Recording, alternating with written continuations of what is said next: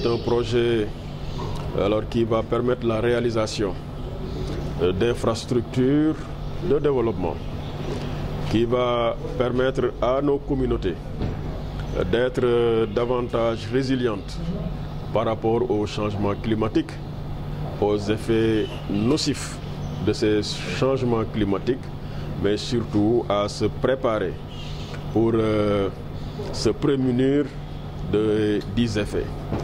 C'est également un projet porteur de paix, en ce sens qu'il s'agit d'un projet régional intégrateur et qui permet de raffermir les liens, d'une part entre les communautés sénégalaises et d'autre part entre les communautés sénégalaises et celles-là mauritaniennes.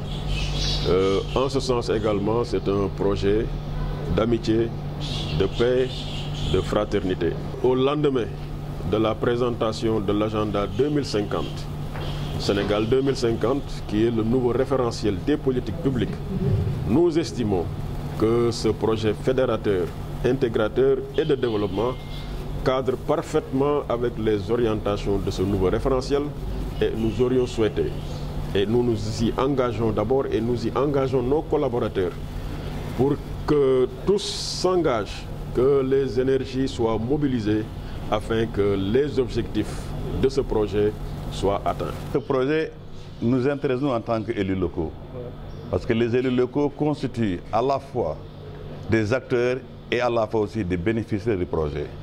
Acteurs dans la diligence, la pertinence de la mise en œuvre, mais aussi bénéficiaires des actions qui seront réalisées.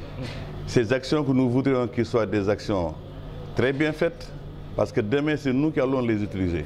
C'est pour cela que nous interpellons tout le monde pour que ce projet-là puisse être déroulé dans les meilleures manières et également aussi qu'il n'y ait pas de retard comme nous avons l'habitude de le voir à travers certains projets qui, à l'arrivée à la date d'échéance, ne sont même pas arrivés à 50% de réalisation. Nous voudrions que ce projet, à la date issue, qu'il soit complètement épuisé, réglé et totalement réalisé. Et pour cela, nous appelons aux uns et aux autres à ce que chacun, en ce qui le concerne, fasse ce qu'il doit faire. Il y a un contexte qui a fait que ce projet a été créé, surtout au niveau de la vallée du fleuve Sénégal. C'est une zone qui est confrontée à des défis. À des défis d'abord liés au changement climatique, avec ses conséquences. Je pense qu'on l'a vu un peu partout, dans la zone de Matam, dans la zone de Bakel. Aujourd'hui, on parle de Podor. Mais aussi, c'est une zone où il y a des opportunités. Des opportunités d'abord liées en lien avec leur potentialité agricole, mais aussi pastorale.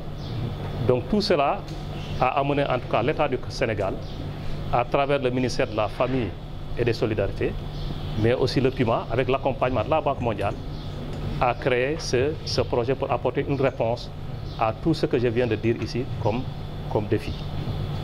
Maintenant, si vous regardez un peu le projet, c'est un projet qui entre en droite ligne avec vraiment la vision du chef de l'État, son Excellence Bassirou Diomaye Diakhar Faye et son Premier ministre Ousmane Sonko, à travers le référentiel qui vient d'être lancé hier, qui est Sénégal 2050, et qui prône un Sénégal prospère, juste et souverain.